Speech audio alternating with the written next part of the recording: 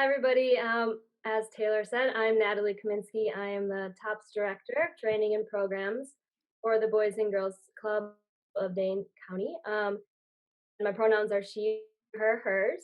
And I just want to welcome you all. And I'm just really excited for you all to be here joining us and for our staff and students to share out all the wonderful things they've been doing this summer. And very proud of all the work both staff and students have put in. So again, thank you for joining us. I'm just going to run down the agenda quickly. So we'll do some welcomes, gratitudes, and grounding, and then we will move into introductions and an overview of Boys and Girls Club of Dane County programming.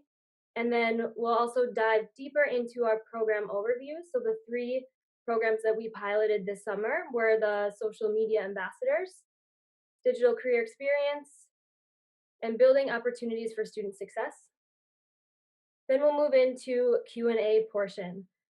So the first Q&A portion will be guided questions that we have come up with ahead of time, and then the second portion we will open it up for questions from all of you. And my co-moderator, Taylor, she will be also managing the chat, so if at any point you have questions, feel free to pop them into that chat. So again, welcome, and I just wanted to first give some gratitude to our partners. These experiences would not have been possible without Flat Architects. So Megan Simmons really was a key participant in creating this experience for our interns that participated in BOSS. And then Dane County was another partner with our social media ambassador cohort, and Theola Carter really spearheaded that partnership. And then also wanted to thank all of our volunteers and guest speakers who came in either to DCE or to just different opportunities that we had to engage with our students, whether that was through some informational interviews or again, the guest speaking. So again, thank you so much, partners. We couldn't have done this without you. So today our purpose is really to share our successes and challenges with our virtual experiential learning programming this summer, to discuss the tools and resources that helped us navigate this new virtual programming space, share how we built relationships and created a virtual community, and then hopefully this is also kind of just the beginning of a creation of a network and community of support in Madison for us as professionals working towards creatively and engaging and supporting our young people. And I also, but again, before I pass it on to Taylor, I want to take this opportunity to use this platform to acknowledge that none of us or the youth and that we work with exist in a bubble. We're living in a time of two pandemics with COVID, and also the racial pandemic, or as some people have called it, racism exposed. And even just this past Sunday, a Black man, Jacob Blake, was shot 7 times in his back by a police officer in front of his children. And this happened in Kenosha, which is basically Madison's backyard. Protests have been going on since Sunday, and as many of you heard, 2 protesters were fatally shot and another was injured last night. So what's happening around us matters, and we can't ignore it. And although both of these pandemics have impacted all of us differently, we can't expect our young people and colleagues to come into these spaces of learning and ignore what's going on either. So I really just want to take this moment to ask all of us to continue to talk about what's happening around us, to create space to check in with our young people, colleagues, and ourselves, and continue to bring humanity, empathy, and love into these spaces of work and learning. And so with that, I invite you all to join me in taking a few deep breaths.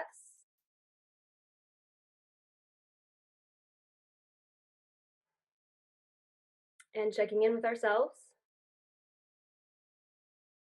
If you want, you can identify an intention that you have for yourself for the next hour or so that we're together.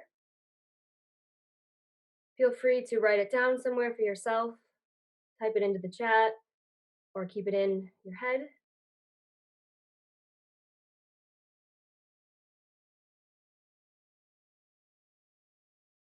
And again, I just want to thank you all for being here. I know there's a lot happening right now, and so it means a lot for you all to take some time out of your day to be here today. So thank you again, and thank you to all the panelists.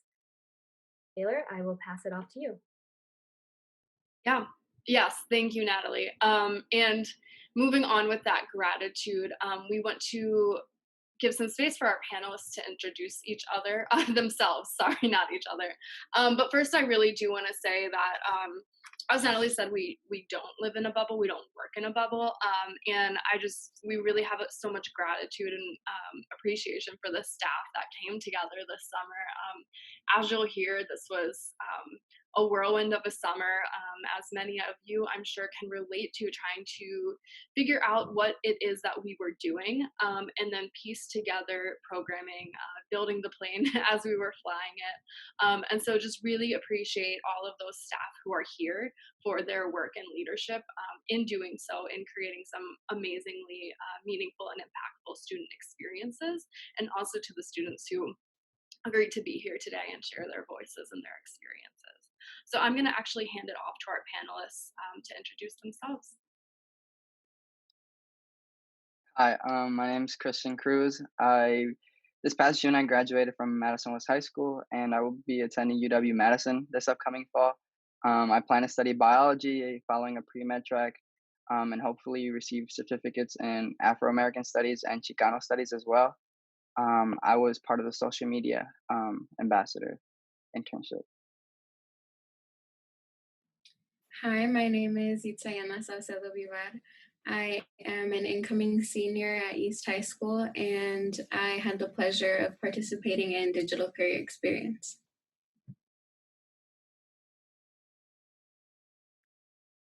Hi, my name is Sophia Palacios. I'm a junior at West High School, and I had the pleasure of being a part of the BOSS program at Flat Architect this summer. Hi everyone, I'm Anissa Utawanti, TOPS coordinator at East High School. Pronouns are she, her, hers, and I support the social media ambassador program. This is my second year with the Boys and Girls Club. Hi everyone, I'm Emily Kuhn. My pronouns are she, her, hers, and this summer I chaired the Digital Career Experience program. And normally I'm a TOPS coordinator at East High School, and this will be my third year with the Boys and Girls Club.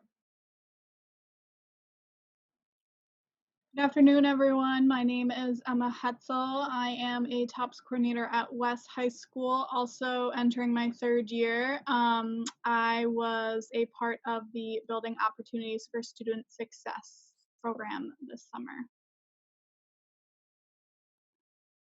Great, thank you all. And I don't know that I said this before. So again, my name is Taylor Jackson. My pronouns are she, her, hers. I work for the Boys and Girls Clubs of Dane County to oversee our career and leadership programming and support these experiences for our students. So again, just a huge thank you to our staff who really stepped up and worked together to make this happen. Our students really even called out throughout the summer the work that they saw from our staff, from their coaches, from these individuals in meeting their needs, in problem solving, in doing something new. And it was really cool when I did join it to hear the students cheering on the staff, saying like, we know this is new and you're doing an amazing job. And so that's just a really unique aspect, and I think also goes to show the type of community, the welcoming environment that our staff build. So with that being said, I'm going to give just a little bit of an overview of our Boys and Girls Clubs programming and our career programming. And we could all probably talk all day about this, and so we'll try to do it justice in a short amount of time. But those staff that you see here today are part of our education department. Our Boys and Girls Clubs programming is primarily broken down into our club-based and school-based programming. So our school-based programming is run in partnership with the Madison Metropolitan School District. We do have a site as well with the Verona Area High School. And so that school-based programming is, again, primarily our Avid College Club at the middle school level, Avid Tops at the high school level, and then our Tops College Success Program, which works with our college-age students, serving students ages our club serves students ages 2 to 24, and then our education-based programming really focusing in starting at that middle school level all the way through college graduation and beyond for our students. Again, in partnership with the district and staff there, we have a continuum of college, career, and community readiness programming and opportunities for our students that runs year-round. That includes our career programming, which is a portion of that. Our career programming does take place year-round, but summer, as those of you who do run other career-related programming in Madison know, summer is our key focus time because that's when our students have that out-of-school time space, and we can really focus in on providing paid opportunities for our students. So primarily in the past, our career programming has been student job readiness training, which takes place in the classroom for our students.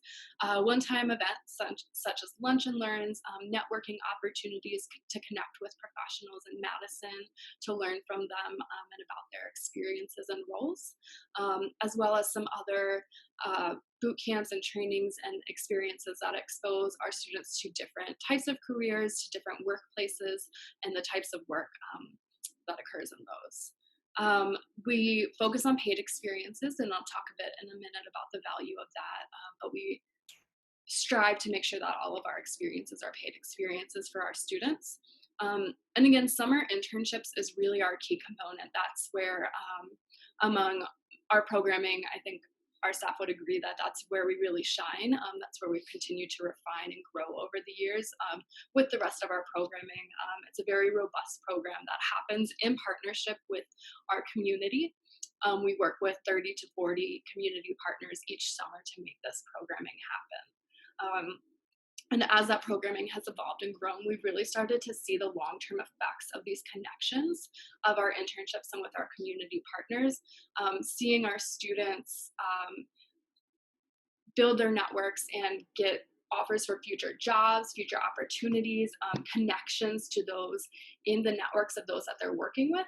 And other resources. One example of that that's really cool is this summer, one of our summer interns was actually being coached and supervised and supported by one of our top scholars who interned at the organization last year and was offered an ongoing position there. So we've really started to see those impacts, and it's cool to start to see our students who are college age and beyond start to be able to support our high school age and middle school age students in this programming. Just a little bit about our why. Put some data up there, but we really believe, again, in the importance of paid experiences, paid internship experiences that celebrate the value of our interns and also make those opportunities accessible. So this summer, all of our interns were paid $15 an hour, which is an expectation that we hope to continue, plan to continue. But we really see and value the importance of access to these opportunities to apply skills in the workplace, which helps connect our students' experiences in the workplace back to their education and what they are doing in school, build new skills, build their professional networks and access to other future opportunities. And again, the importance of that paid work really is not only in the right now for students, valuing them, valuing their input, valuing what they are bringing to an organization and how much an organization has to learn from them, but also the long-term impacts of paid internships on resumes and career searches and on the career opportunities for our students. So we think that's really important and valuable, and strive to make sure that all of our partners agree on that as well. So this summer, again, as we all lived together and saw, we noticed in March with the pandemic hitting and then continuing far longer than we initially thought, internship opportunities began to dwindle. We began to hear from students more and more requests for job opportunities and paid work opportunities, as we also heard from our partners that either because of the resources available or shifts in the realities of their organization or their capacity, that they just weren't able to host interns or as many as they once were planning to. And knowing, again, hearing from our students that that was a need, but also knowing, again, that we value those experiences for the pay, but also for the longer term impacts of getting to build those skills, getting to apply those skills. We wanted to figure out how we could continue to provide those experiences. So a lot of this programming stemmed from starting to research into micro internship models, ways that we could host an internship experience and all of the pieces that come with that without needing a physical internship site. So how do we make sure that students can build new skills, apply and practice the skills that they do have, and continue to refine them and learn what those skills are so that they can hone them for the future, and to, again, make those connections, learn from the adults and professionals about how they got to where they are now and what advice they might have for an intern's future. And again, that without saying that our interns also have a lot to bring to the table, as you'll see from the examples of their work in a bit. So we wanted to create the next best thing, and that's what where these ideas came from at the start of this spring, rooting in our values, rooting in how do we support career growth and opportunities for our students. We came up with this idea, started as a proposal, expanded to 50 and then 100 and then 140 students being given opportunities this summer to work in our programming. So just a brief overview of what the summer looked like. As you've heard, we supported over 140 students across these experiences. 40 of those students were in our remote internships, where students were placed with an internship site but did their work virtually. And so one of those was our social media ambassadors program, as well as the BOSS program is sort of a blend between these two worlds. And then 100 of those students were through our digital career experience internships. They were all 5 to 6 week experiences that ran sometime between June and August. And they were primarily supported by the staff you'll see here today, who led working groups of our staff who really worked together to make these experiences happen.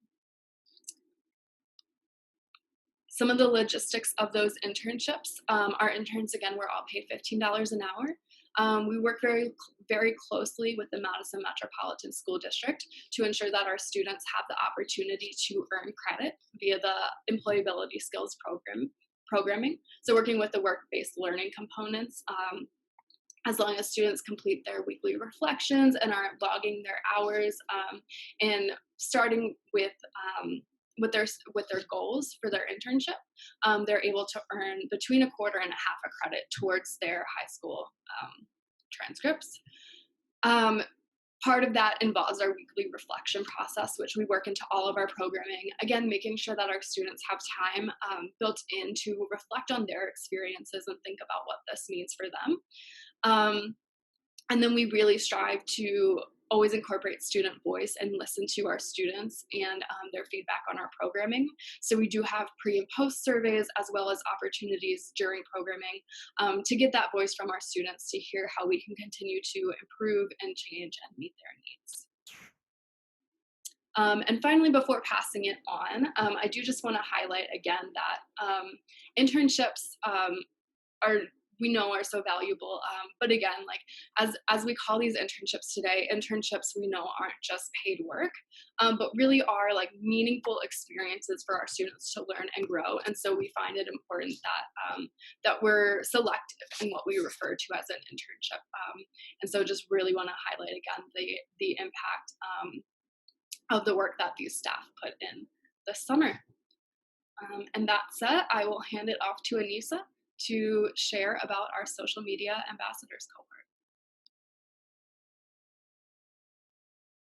Hi everyone. So like I said before, my name is Anissa Udawanti, and then myself, alongside Natalie Banky, who is the TOPS coordinator at La Follette, supported the social media ambassador program this summer. So this program was a partnership between the Boys and Girls Club and the Public Health of Madison-Dane County.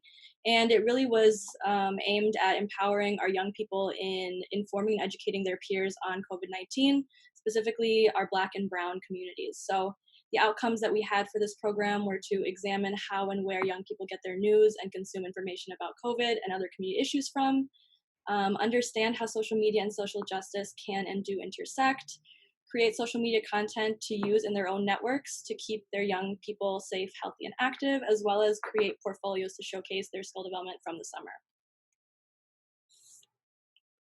So a little bit into how the program was structured, we really wanted to anchor in both the learning and then also the action and doing. So the way that the weeks were set up, Mondays, our interns would check in, we would preview the week, we would do feedback and kind of get review on the content that they created. And then also we were inviting students to help co-plan and co-construct our community of learnings for that week.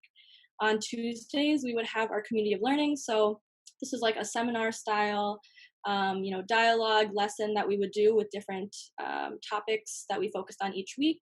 And then the rest of the week was spent on this idea of doing and the action. So we had them do independent work time. Thursdays, they had their cohort collaboration time where all of the interns got together without Natalie and myself. So just with the interns, and they were able to collaborate and work together and really create really cool content.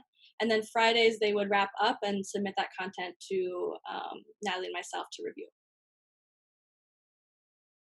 So a little bit into how our community of learnings ran. We started out by examining how COVID-19 disproportionately impacts Black and Brown communities. And then from there, our interns collaborated to create a social media campaign and really discussed, who their audience was, what kind of content they wanted to create, what platforms they wanted to use, and what their messaging would be. And then from there, we did a community of learning on some really tangible graphic design skills. So obviously, Adobe Photoshop and Illustrator are programs that are really technical. And we wanted our interns to have the opportunity to create really dynamic and really informative graphics that they could use in their social media networks. So we did a tangible lesson through that community of learning. And then from there, we focused on specific social media platforms. So we did a Twitter week, we did an Instagram week, we did Snapchat and TikTok.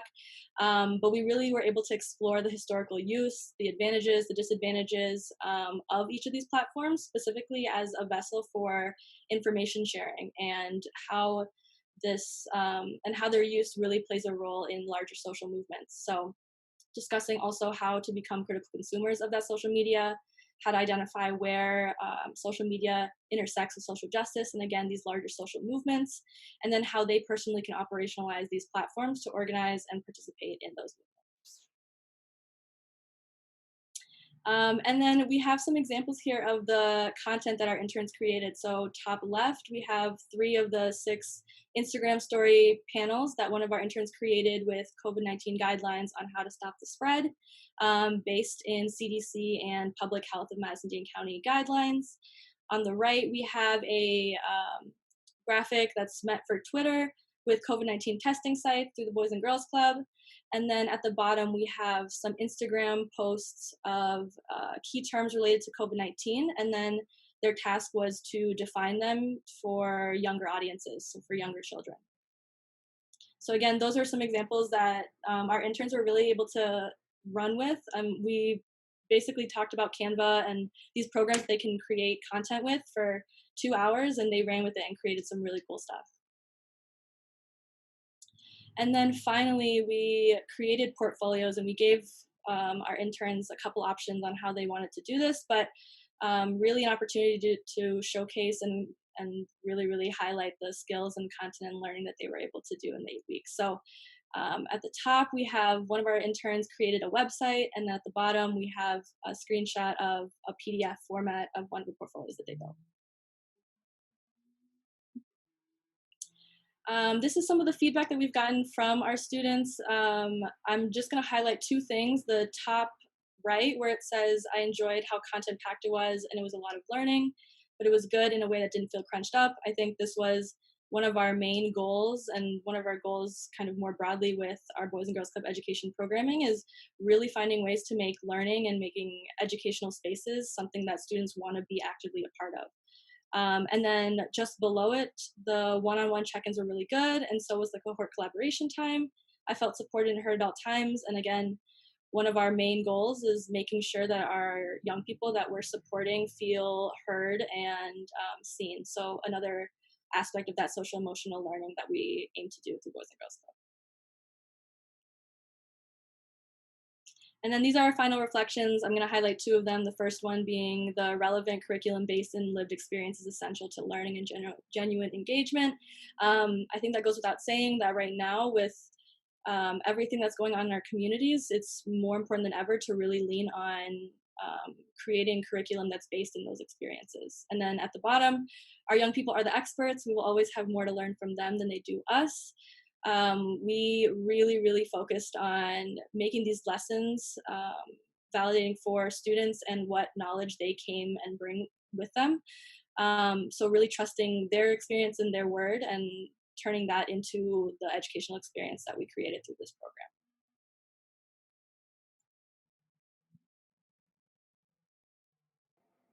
Thank you, Anissa. And now on to Emily to talk about our digital career experience. Yeah, so this summer I got to chair the Digital Career Experience program, and we used a cohort model as well, kind of a cohort model within a cohort model. So we had 2 cohorts of 50 students, and they came from all of the MMSD high schools, as well as we actually had some students from the surrounding areas, which was really great that it wasn't just club students anymore. We got to expand a little bit. Our program, each cohort ran for 5 weeks, and our interns were expected to work for 10 hours a week. So 5 hours of that was on Zoom with us, and 5 hours was working on projects outside of Zoom, some being collaborative and some being individual. And then within each set of students, we kind of split them into smaller cohorts, each coached by a different staff member of the Boys and Girls Club. And we grouped students by their career interests so that they were working with students with similar passions and interests as them. And then each small cohort had between 7 and 10 students in there. For the projects, we had a variety of collaborative projects that they worked on, mostly on our Zooms together. And then they also had some individual projects. So, for example, collaborative projects we did included kind of discussing and creating the do's and don'ts of interviews, practicing common interview questions and responses, working on critiquing each other's resumes. We did a variety of activities on financial literacy and budgeting. And then they also were working on individual projects. So they researched the average salaries of different college majors that they might be interested in. Their big assignment was informational interviews with different career professionals in their desired career field. And then they also did more looking at different resumes, and their big project was the Community Impact Project. We also, every Friday, heard from a variety of guest speakers. So kind of going along with wanting to give students choice and voice in our programming, every Friday we offered 3 to 4 different guest speakers on a given topic. And then we would provide our students with short bios of the professional and then what they were going to speak about, so that our students really could be the ones to choose who they wanted to hear from and what they wanted to hear about. So some of our speakers were Representative Melissa Sargent. We heard from a law school student, a mechanical engineer. We heard from Navient, Summit Credit Union, UW Credit Union, and then a few different insurance agencies and a variety of other local professionals. So here you see some of the weekly projects that we worked on, as well as some of the platforms that we used to engage our students. So you can see the 2 with a bunch of people on them. We use Zoom as our main platform. And we definitely utilize the breakout rooms in Zoom quite often. And then we use Flipgrid. So if you aren't familiar with Flipgrid, students are able to record short videos of themselves and then kind of respond to each other's. Also on the screen, you can see vision boards. That was a popular project that our students really enjoyed. So getting to create what they want their futures to look like, and whether that be professionally or personally or a mix of both. Kind of getting that opportunity to really envision what their future might look like. And then you also see on there a few different informational interviews that students did. So again, with different professionals in the community that were willing to work with our students and give them a little bit of a view into what their career looks like. And then here you see a few of their community impact projects. So we asked our students to choose a topic that was interesting and important to them, and then talk about how it related to our community.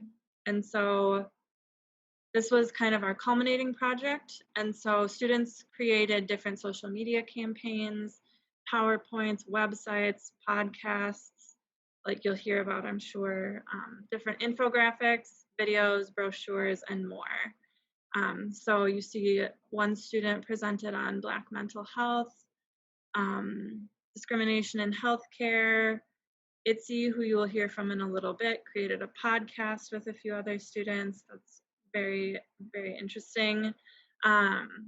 We have students presenting on juvenile incarceration and the school to prison pipeline. So you can see that our students, like Anissa mentioned, are very in touch with things that are going on in our communities, and kind of giving them this opportunity within this internship to really dive deeper into what they're interested in and what matters to them, and present it to their peers and as well as to community members that came to hear their presentations.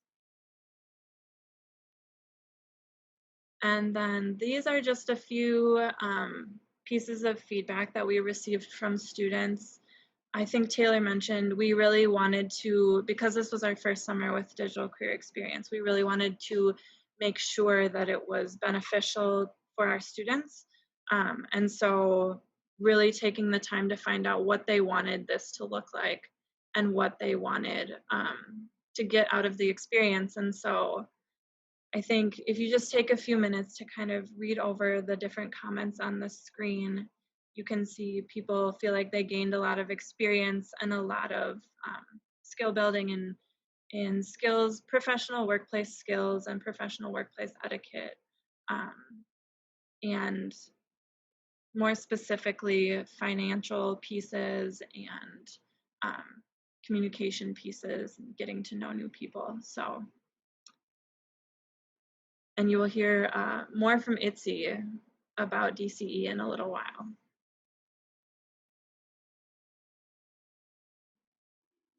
Thank you, Emily. And finally, Emma is going to share with us about building opportunities for student success. Thanks, Taylor. So our first slide here is literally just a bunch of different screenshots that we had from our program. So here you can see all of our students, as well as some mentors and some guest presenters that sat in on some of our programming. I just love every single one of these photos just because I feel it captures that we were able to still build a community even through this virtual platform. I see Sophia kind of squirming a little bit with her front and center there, but Taylor, if you want to go to the next slide, please. So the partnership with Flad Architects began actually in fall of 2018 when I got a call from Megan Simmons, who had this idea of engaging with the youth in our community in the field of architecture. So we started with the lunch and learns that Taylor had mentioned earlier, and we were doing about one lunch and learn a semester with the intentions of having an in-person internship this summer. But obviously, because of COVID, we were unable to proceed with an in-person internship, which is where this summer BOSS programming was born. So we had 5 students that were in Avid Tops, grades 10 through 12, participate in this program. It was 6 weeks long, and students put in about 8 to 10 hours a week. And they were all matched with a mentor that works at Flad Architects. So we had 5 students and 5 mentors, and the students were able to build a really fantastic relationship with their mentors. They met independently at least once a week, and then we also met as a full cohort 3 times a week. And on the option for the students to build that relationship with the mentors also was a great way for them to get their foot in the door and start building their network. So our students, they worked on weekly projects. They were given a new project about once a week, and they also participated in a Zoom guest presentation from regional architecture firms once a week. And lastly, they completed a final project, which was a student portfolio. And I wish you could see how great it turned out. I don't know if you can see very well. I have the physical portfolio here, but it's like and Sophia brought hers maybe a little bit later. She'll be able to show hers. It's an actual portfolio that students will be able to submit when they're applying to school or submit when they are applying for a job at an architecture firm or something like that. So we're super excited that the students were able to create enough content that they've got a good foundation moving forward in this field. And then lastly, we had weekly cohort lunches via Zoom as well.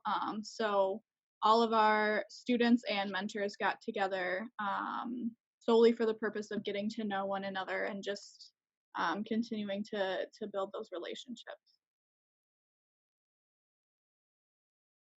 So here is a screenshot of 2 of our weeks just to kind of provide a visual for what our time together looked like. So we had live Zooms every Monday, Wednesday, and Friday. Those were divided up between drawing review and projects. As an example of one of the presentations that we had, there was a presentation from a guest firm on how to use SketchUp, which is a program used by architects and those in the design field. And then we also had, like I said, we had those weekly student mentor get to know you lunches. And then on Tuesdays or Thursdays, students got together with their mentors to talk about whatever project they might have been working on, or to talk about programs that they learned like SketchUp. We had a really great workshop. We called it just a creative problem solving workshop, where the guest architecture firm actually designed the Streetery program in downtown Madison. So our students got to hear from those architects on their process and coming up with a creative solution while facing a pandemic. And then we also made sure to have check-ins with students and just see where they were at. We had a main one that was halfway through the summer through our 6 weeks. Yeah, next slide, please, Taylor.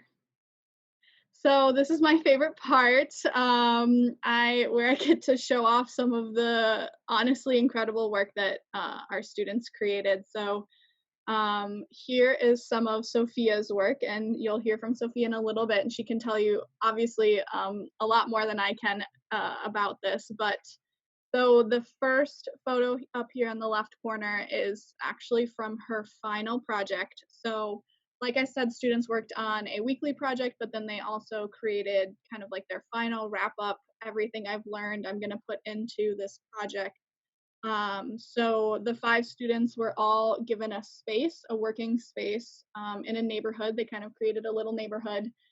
So 4 of them designed and created a house that they had to have a client. So some of them chose their parents, some of them chose their grandparents.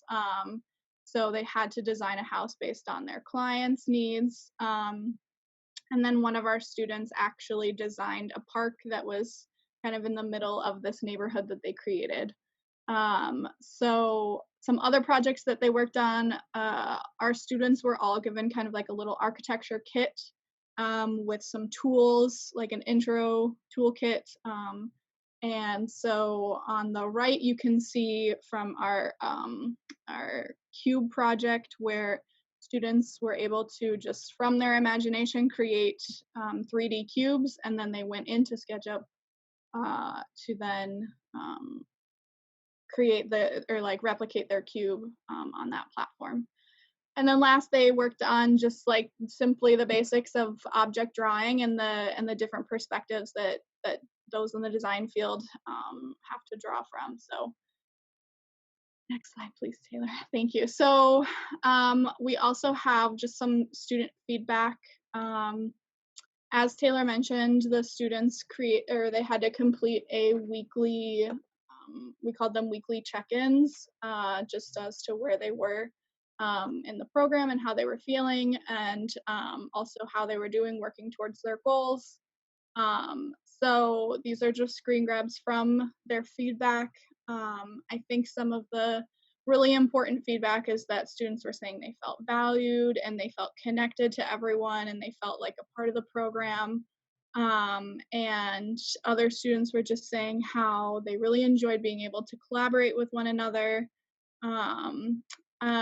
Another student said that they they said it's nice and wholesome that almost all of the mentors are BIPOC because almost all of the students are POC. So that was one of the things that we were really appreciative of FLAD Architects, is that the mentors were not only just amazing at their jobs, but then also our students were able to see themselves reflected in the mentors.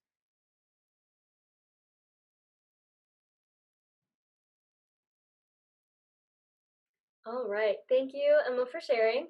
So now we're going to move into a guided Q&A. So also thank you, Anissa and Emily, for sharing as well. So some of these questions we came up with ahead of time, and if there are additional ones, again, feel free to add those into the chat, and Taylor will be monitoring the chat. So our first question is, a lot of you have touched on some of the technology platforms that you use, but again, if you could kind of reiterate what those were and why you decided to choose those specific platforms.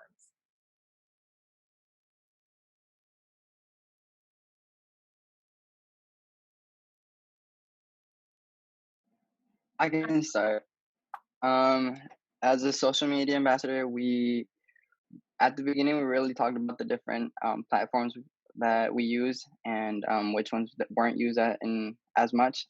So there was Snapchat, Instagram, Facebook, Twitter, and we kind of just broke it down and saw what audiences were in what platform. And what we noticed is that a lot of teenagers, a lot of young people tend to be on Snapchat, Instagram, and older people tend to be on Facebook. So we really based off that and made our content to the audience. So those were the social media platforms we use. And it was really helpful to be able to talk about it, break it down at the beginning, because that just guided the way, or maybe the way we wrote our content, and how it was broadcasted out there. I will jump on to what Chris said. So for the social media ambassador program, we really tried to structure our programming and our communication so that it didn't feel like it was school to our students. So we use Zoom obviously for our meetings, but we also, we had an Instagram group chat that we all were sharing things on. And then we used Google Slides to use with our community of learnings. And then obviously, as Chris said, we leaned on a variety of different social media networks, depending on what our audience was for that project.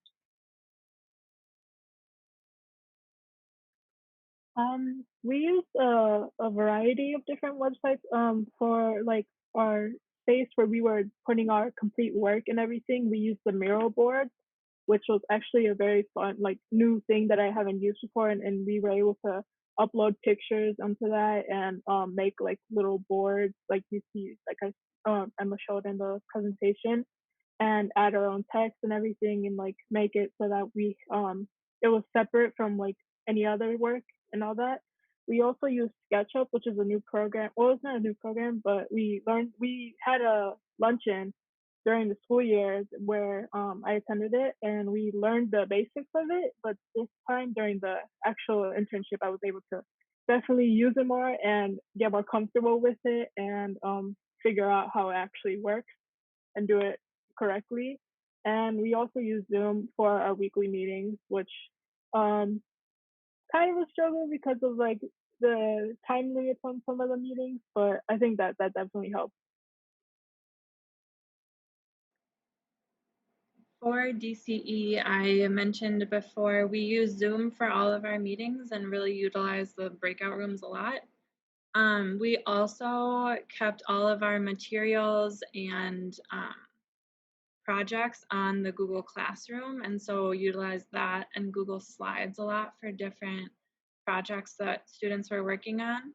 And then additionally, we used Flipgrid for those kind of short videos to get student voice, as well as Padlet and Lino, which are kind of similar brainstorming platforms, collaborative brainstorming platforms.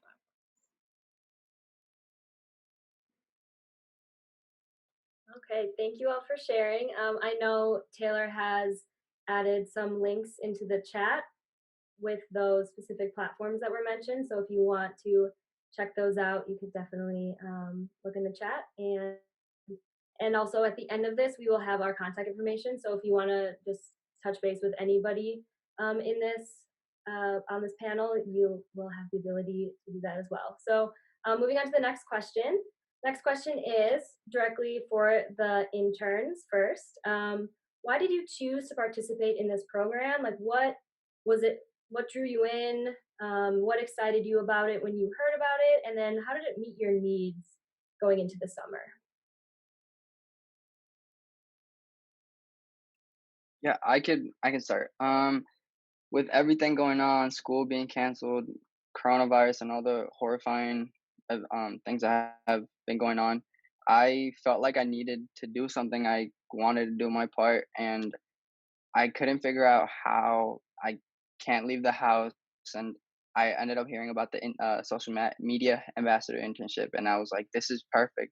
And I really liked how we incorporated the intersection of social justice, activism, and we really tried to focus on that through our internship. So I really enjoyed that.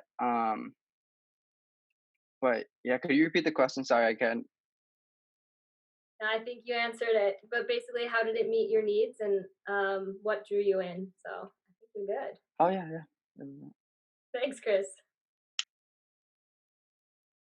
I can go next. So, like Chris said, with the pandemic, like a lot of things ended and we couldn't do anymore. So, as an incoming senior, I was just so worried about like, it's my last summer before I go to college, and it's like, like you need to like take advantage of the opportunities that are presented here as much as you can. And I was also worried about like how do you make money safely because of the pandemic.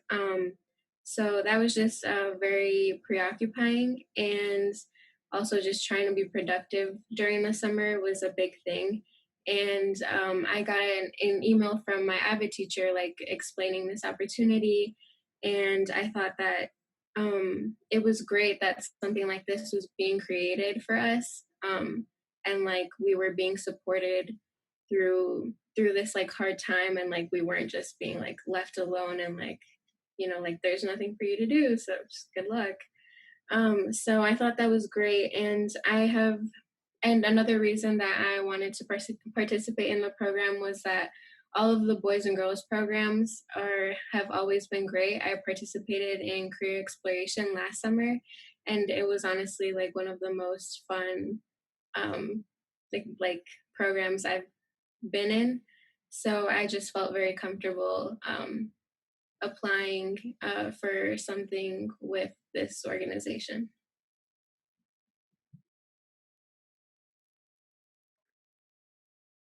I had previously attended a lunch cohort at Flat Architects, and I've always really been interested in architecture and like interior design and everything because my father, that's like, he does have similar work to that.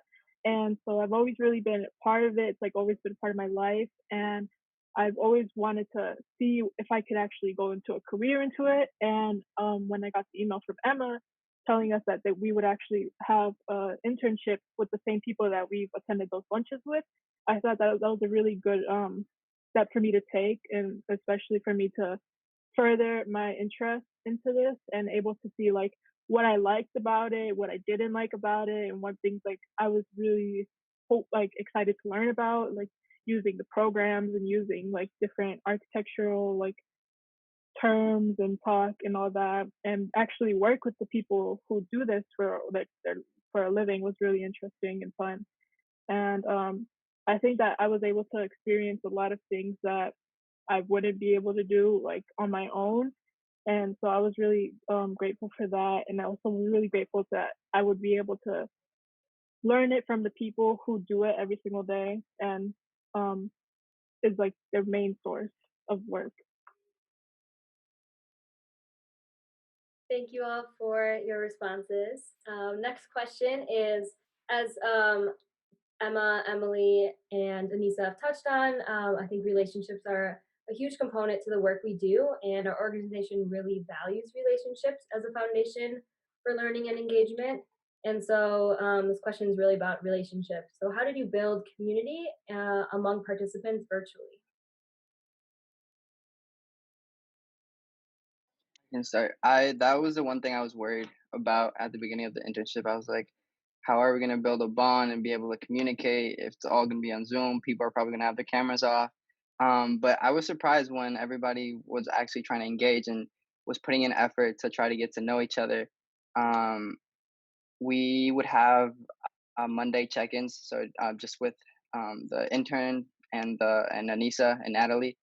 So that was just really helpful to build that bond between us and them. Um, and then Thursdays was a collaborative group. So it was led by the interns. So that gave us a little bit of freedom to be creative and just talk and just bounce off ideas. And I think by the end we really got to know each other a bit more than when we had just first started. Yeah, echoing everything that Chris said. So I think one of the main things was having consistency in the cohort group. So we had the same group of students for the course of the 8 weeks. So we were able to really form those relationships. I think also having space for the interns to build community both with and without adults. So obviously we spent the beginning of the week during our community of learning together. And then as Chris mentioned, they have this Thursday cohort collaboration time where they really could take ownership of that work themselves and build community together. And then the last thing I think also is creating space for students to co-teach and co-learn together, and create the lessons together. And I think building community that way of knowing that they all have space to be the educators in the program.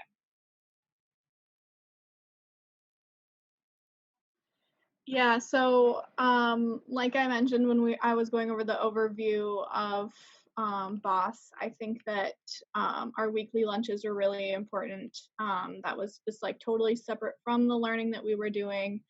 So our first lunch was just the students and myself, and this was just a space for the students to start to get to know one another. Some of them went to school together, but for the most part, they didn't know each other. And then after that, our mentors would join as they could. And we also provided support to the mentors when they were having their one-on-one time with students. So like the very first time that they met with the students, Megan and I provided a structure of like questions or how to facilitate that conversation. And then weekly after that, Megan would meet with the mentors just to continue that follow-up. And then lastly, our hope is that we'll still be able to stay in touch. We have a few things on our horizon of hopefully being able to get together in the fall for like a social distance tour of Madison to look at the architecture around Madison.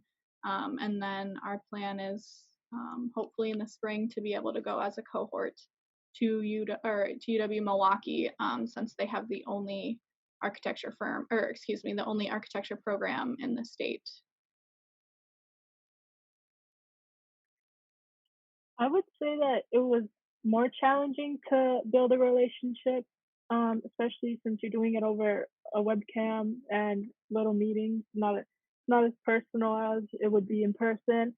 But I was able to really connect with everybody in our program because of like our shared interests and how we were all so like interested in doing this type of work and doing architecture and all that.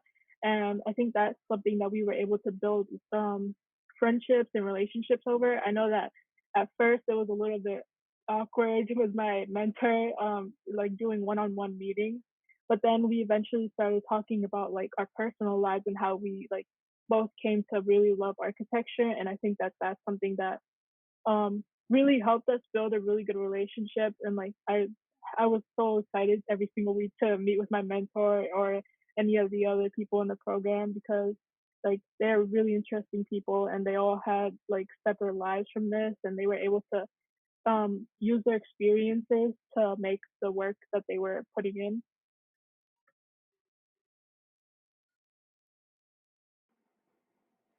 So in DCE, we use the small cohort model, which I think really helped to build community, especially when we had 50 students in our program at a time.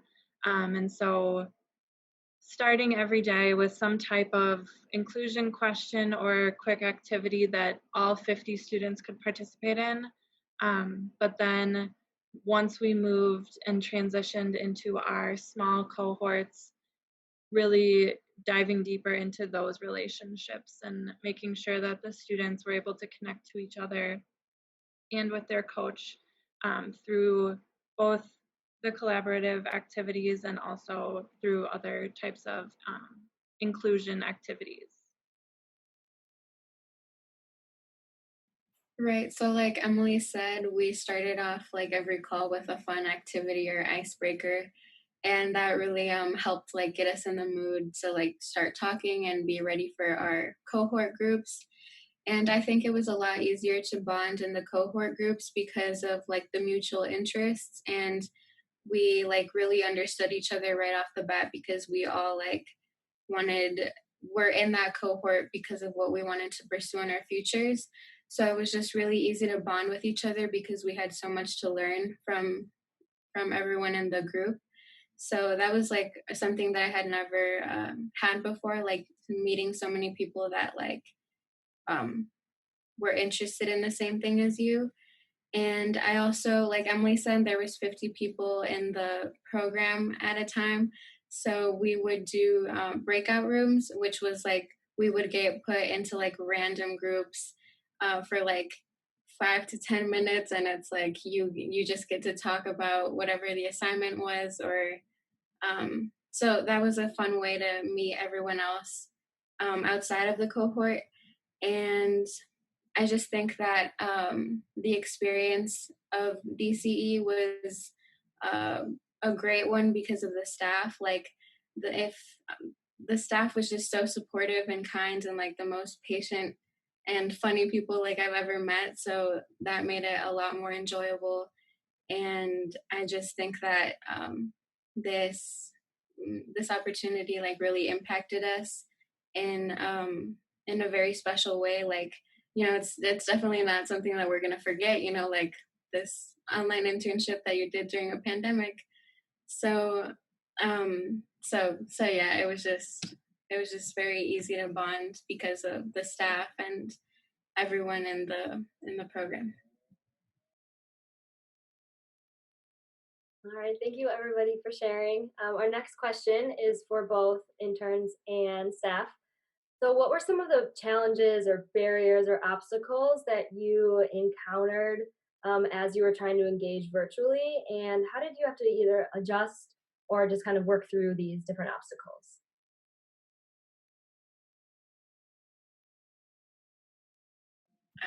I can go.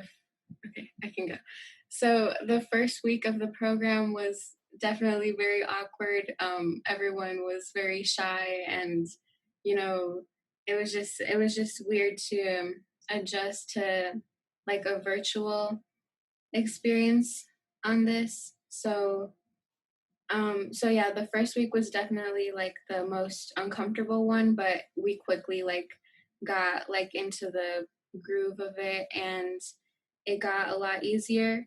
But also, I guess another challenge was, like I said, like the 50 people, like trying to bond with everyone in the program was a little bit hard. But once we started doing the breakout rooms, it allowed for us to get to know everyone, and just for it to be a lot more fun in the later weeks.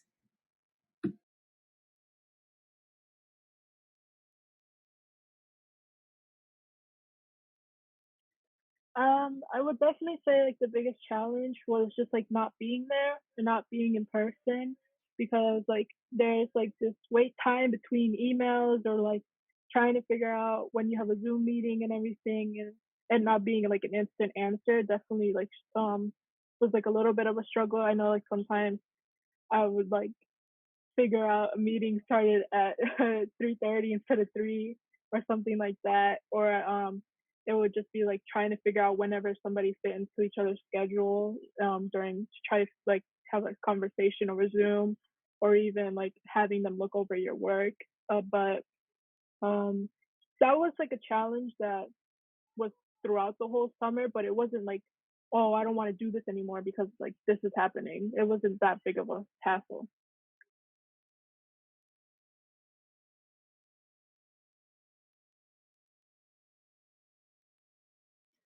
I'll just add to, I think that one of our components was that students had to submit some paperwork, and they had to submit just some like background information that they needed to do for the MMSD, like the school credit component.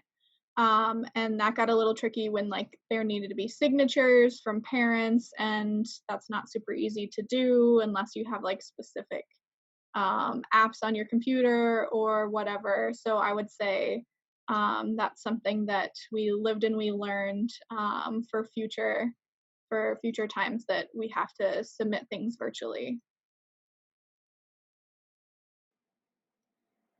And I think something that everyone can kind of expect is definitely some connectivity issues. And so, just when working in a virtual world, kind of just having extra patience when dealing with students getting connected, and even coaches or adults getting connected or kicked off Zoom, or for whatever reason they're unable to join due to technology issues. So I think just keeping that in mind and allowing for extra time and things, because it won't usually go as planned. So definitely being really flexible with that.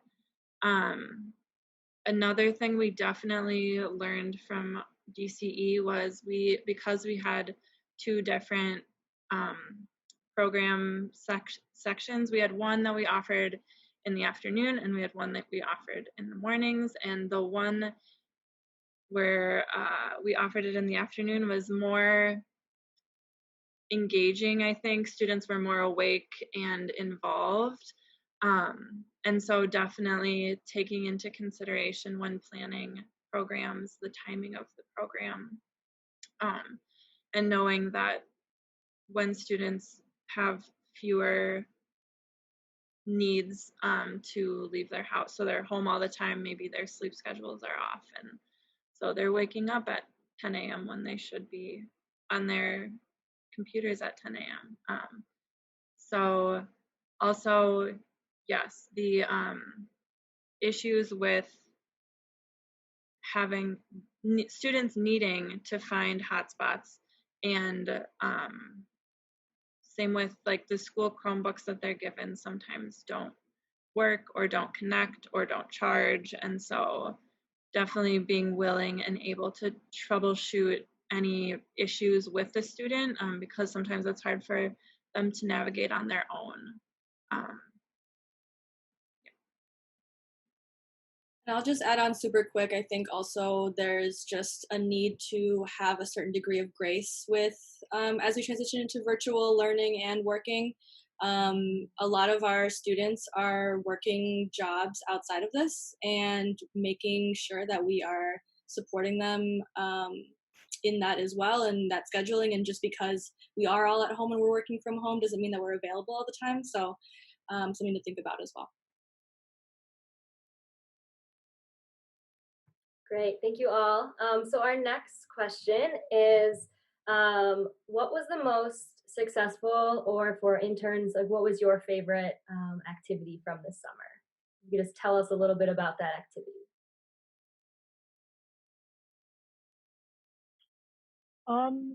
My favorite activity, I would definitely say, would be our final project.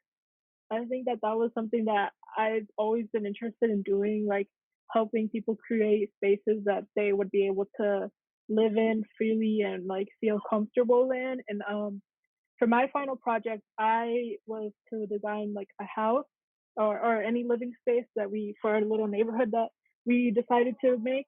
And I interviewed my grandparents because they were selling their house, and I wanted to ask them, like, what is your ideal house? Like, what do you look for in a house if you were to buy another one? And, or like, if you were to able to build one up from up in the ground. And they told me like how they wanted it to be accessible. They wanted it to be able for them to live in for like the rest of their lives, and not have to worry about like having to add any other like things to, just in case they in the future they like are disabled, or they aren't able to do the same motor functions that they were able to do now. And I definitely took a lot of that into consideration when building my house. My house, I was able to build like a house with a lot of space and a lot of like places for them to still live how they are now, but just more comfortably. And I think that that was really fun to do, because I was able to show them like ideas that I had design wise, and then like structurally wise, and it was really fun to do. And definitely building it on SketchUp was like one of the most exhilarating things I've done. Like I remember like the last week of the project, I remember I stayed up all night because I really wanted to like finish like the house and like show it off to everybody in like the next meeting, and show people like what I was able to do with SketchUp after only learning it like 2 weeks beforehand. And I think that that was definitely like a really exciting thing to do. And even like all the other projects just build up to like that final one, and which was really helpful. Yeah, I would say that my favorite part of the internship was definitely the researching.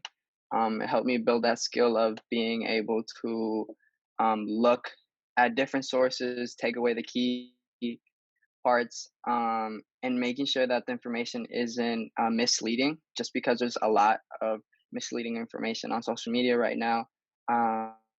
So that's another reason why I joined this internship. And it definitely built that skill, and I know I'm for sure going to be using it a lot during college. Um, so that was my favorite like part of it. My specific favorite activity would be the portfolio. Just being able to put everything together and look at all the posts we created over the 6 weeks was just really cool. Just to see how they all kind of started adding up.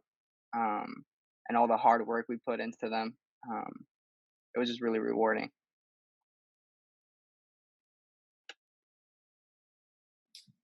For DCE, I would say that my favorite activity was the Community Social Change Project, which was really gave us a chance to like shine, I guess. So I did this project with two other girls, Claudia and Olga, and we actually created a podcast that is talking about the lives of immigrants in the United States, as well as we felt like there were so many social issues that don't get enough awareness and are really important. So we really wanted um, to do something about it and talk about it and start a conversation on it. So we made a podcast, and it was something that I never thought I would do. Like, it's just really cool to see how we all pushed ourselves to try new things, and it definitely wouldn't have been possible without being part of DCE and the Boys and Girls Club. So.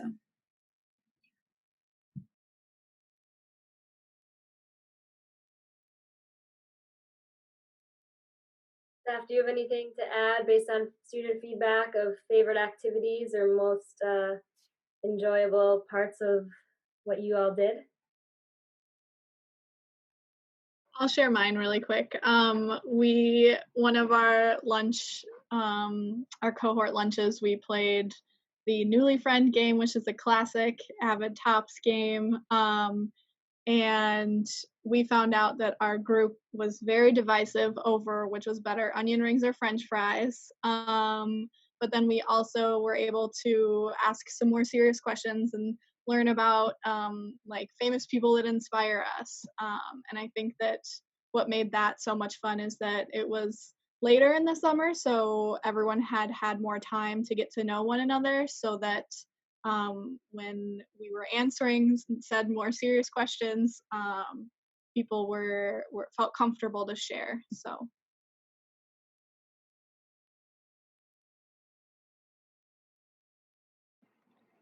I would say that besides the community impact project, the most popular and most talked about project was the vision boards that we had students work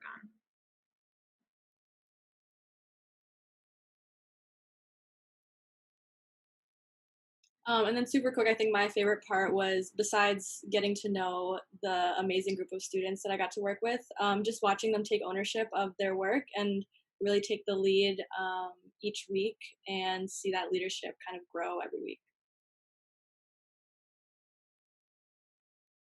Great, thank you all for sharing. So we have a little bit less than 15 minutes, so we have some still questions, but I also want to make sure that we're opening up the floor for any questions that our attendees and guests might have. So I will pass it over to Taylor. Yeah, thank you, Natalie. Attendees, yeah, we want to be able to answer your questions and clarify more. So please either use the Q&A button, I believe should be at the bottom of your screen. You can also comment on other attendees' questions if you want to ask a more specific question in relation to that. You should also be able to use the chat. So please submit those questions to us about any piece of this programming or our experiences.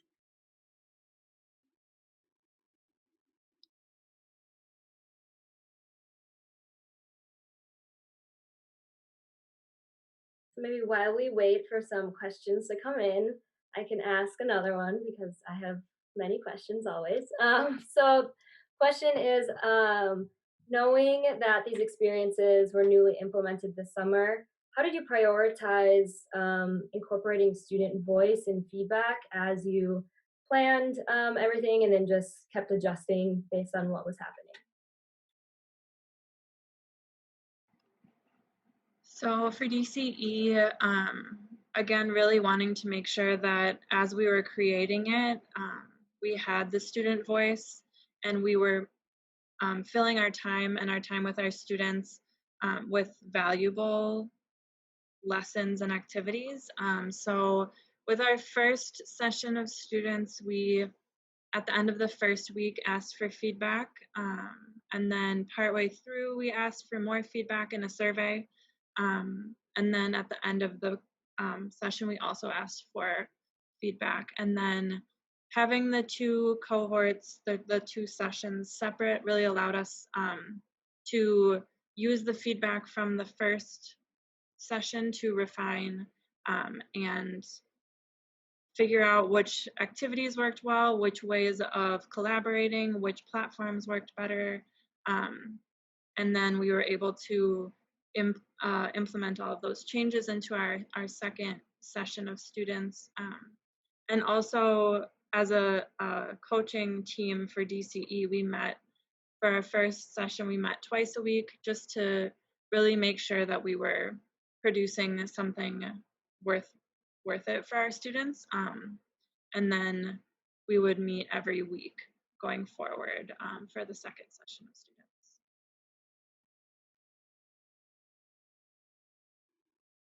I would add also that, so formally we did a survey at the end of the internship program to get feedback that way, but then more informally through the one-on-one check-ins that we would start every week with, it would be an opportunity for the students to help create and inform the lesson that we would have that week.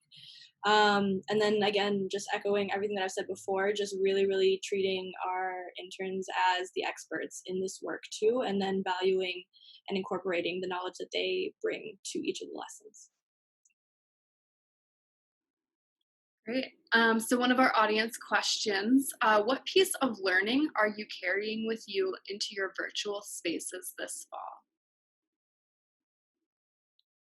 Definitely time management. I definitely learned how to manage all of my assignments a lot better with the program because we had the 5 hours of Zoom plus the individual work and like finishing our projects in time for to present them in the Zoom calls. So that's definitely something that will be useful during the school year.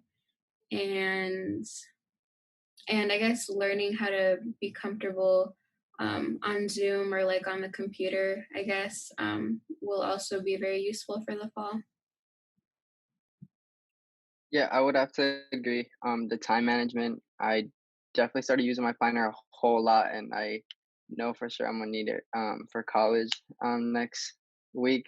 Yeah, it's starting quick. I can't believe it. But another thing I'm taking from this internship would be the researching skills. Like I said before, that was, I think, the top thing I'm taking with me, and definitely the being comfortable on Zoom, participating, and just making others feel comfortable. If you take the initiative to turn on your camera and answer the first question, then we won't have to have like those awkward moments where nobody's talking. So yeah, those were the things. Sorry, I can't even talk today. Those are the three things that I'm taking with me today from the internship. I think as a staff member, the thing that I'm going to take back to continuing my work with students this year, and what I'm going to say now also applies to the next question that Taylor is going to ask. But something that I think needs to be remembered and handled kind of with grace, as Anissa said before, is just that understanding that kids are bringing so many different things to their time with us now. And so in this virtual space, we're asking them to be present often with people that they're not familiar with, and we're asking them to unmute themselves and speak out loud and show us their homes and or whatever spaces they're existing in. And so just being very understanding that, okay, maybe they didn't turn their video on today because there's something they don't want shared, or they're just having a bad day. And so still finding ways to see that they're engaged, to measure their engagement, even if you can't actually see them. So that was something that I definitely struggled with a little bit at the beginning of the summer, but something that I think came to make more sense as time went on. Like, they don't want students don't want us to see everything, and that's okay, but still making sure that we know that they're engaging with whatever it is that we're sharing with them. Something I would definitely like take into me when I start virtual school in a few weeks would definitely be to be like being open to a lot of change. Like everything is really circumstantial lately. Like yeah, you have to adjust a lot and make sure that you're flexible and make sure that you aren't like so like stuck on some things because you could miss a meeting and then it won't be the biggest thing in the world. Like not the world isn't gonna end if you do that. And definitely try to be open about like how everybody's learning how to do this and it's like we're all trying to work towards the same goal and so having everybody and supporting each other is definitely important.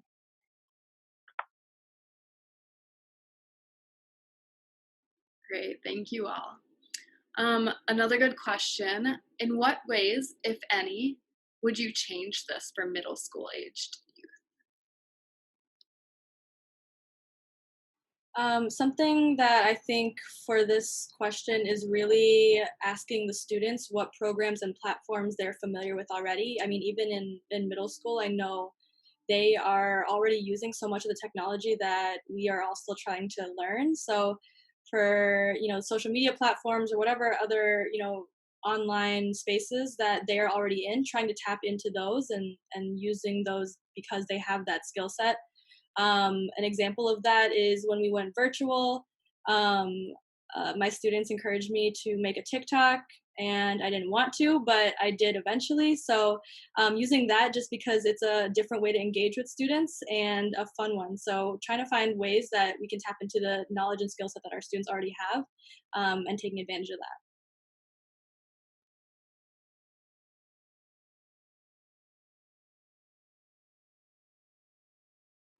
Great, thank you, Anissa. And I know we were kind of thinking in general. I think a lot of the basic tenets of what we talked about here of keeping the work relatable and relevant for students is so key, especially right now. Maintaining that student voice and really starting with the relationships and going from there, as we've talked about today. And I think we all agree.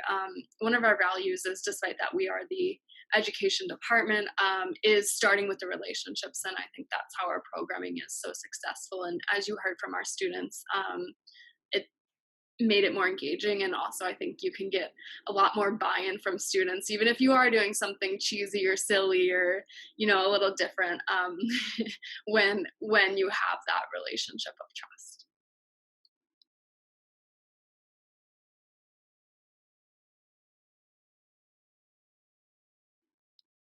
Well, we have 3 minutes left, so if there are any last questions, feel free to add them in. Otherwise, Taylor is putting up the contact information for the staff, and feel free to contact any of us if you want to connect again, if you want some of our like materials we use and just kind of dig deeper into things that we did and how we set things up for success this summer.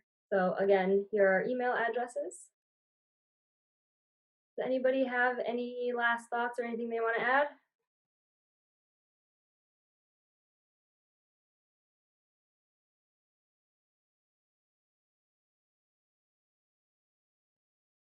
Well, again, I want to thank all of our panelists, especially our students, our young people, and I'm super it's always great hearing from you all about your experiences and continuing to find ways to include you as we plan and as we create these different opportunities. And just really excited to see what you three will do next year and as you continue to engage in some of our programming in the future. Staff, again, thank you for really diving into the messiness that happened in the spring and continues to kind of be our reality, and really putting the students at the center and making sure that you were planning some creative and engaging programs and opportunities for our young people to get paid this summer too. So, and then Taylor, special shout out. I know you put in a lot of work just envisioning all of these, different opportunities and connecting with our community partners.